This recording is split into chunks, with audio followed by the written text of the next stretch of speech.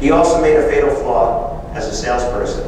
He said to me, we will match any legitimate quote you get, which says, I can negotiate my price.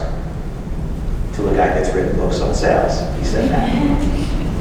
I will challenge you on that. So I get my quotes of 6,800, 7,000, whatever, and he's answering my questions. I went back and I said, can I put this on a credit card? Because I want to get my points or miles.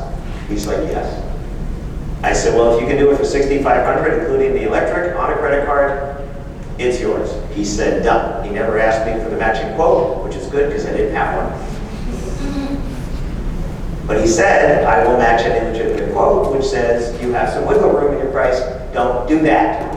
Don't tell people you can negotiate. If they want your results, they pay your price.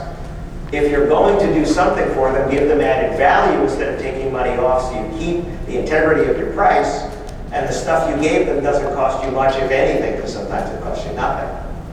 But you kept the integrity of the price.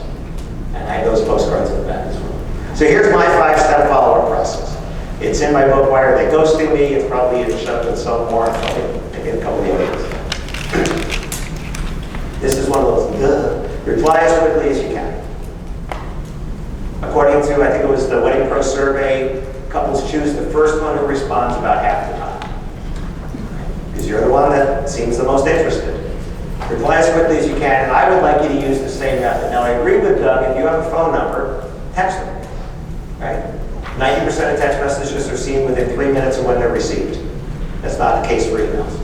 Or do like some of my clients are doing, send them an email and then send a text that says, I just sent you an email.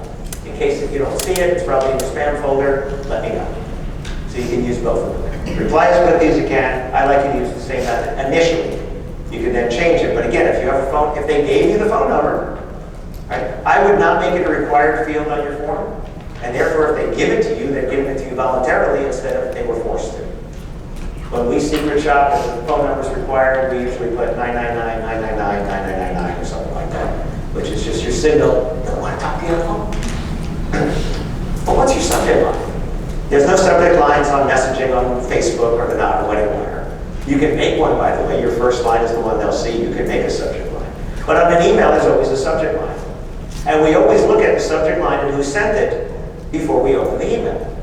So if they're looking in their inbox, and they're going to see who sent it and the subject line, did it come from info at, or did it come from a person at, right, a name at, or, and then what's the subject line? So here's some real subject lines that we got. Don't copy these. These are actual subject lines from our secret shopping. Event at, the name of the venue. Not horrible, not very exciting. Form submission, new form, wedding. That was the actual subject line. Doesn't that make you want to open it right away? But this is what couples are seeing. Venue information and pricing. Okay, what they think they need. Your upcoming event, rentals.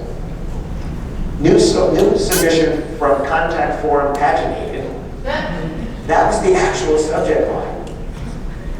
And I love this one. New form entry number 371 for venue name. That was the app, and this was a group that has multiple venues, and every one of them, that's what it goes. And I asked this group, I said, do you guys know this is what couples are getting? And they're like, no. I said, right, because you have to BCC yourself. And you BCC yourself about a week or two to see how long your messages are, what your subject lines are. Are they getting cut off? They had no idea that somebody inquires about a wedding at a beautiful venue, and they're getting new form entry number 371 for this contact line. What are your couples seeing? If you're using a CRM or something like that, and it's automatically creating a subject line, what is it? Here are some that are a little bit better. Your amazing wedding starts here. Now, what email are you going to open? Paginated number 371? Or this? Your dream wedding at the Windsor Ballroom. Okay. Wedding's done.